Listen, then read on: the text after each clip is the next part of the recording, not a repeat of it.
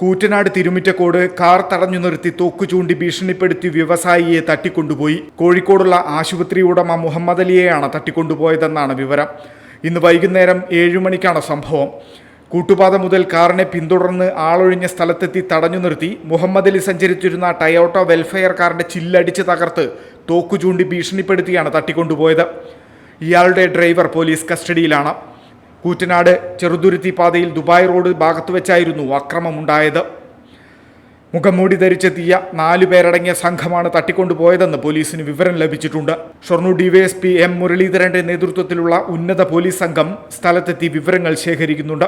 വിദേശത്തേക്ക് പോകാനായി നിലമ്പൂർ ഭാഗത്തു നിന്ന് കൊച്ചി വിമാനത്താവളത്തിലേക്ക് പോകുകയായിരുന്നു മുഹമ്മദ് അലി എന്നാണ് പോലീസിന് ലഭിക്കുന്ന പ്രാഥമിക വിവരം. ഡ്രൈവറെ കൂടുതൽ ചോദ്യം ചെയ്യുകയാണ്. വണ്ടി റോട്ടിൽ എടുക്കണം, വെൽഫെയർ വണ്ടി ബ്ലോക്ക് ഇട്ടിട്ട്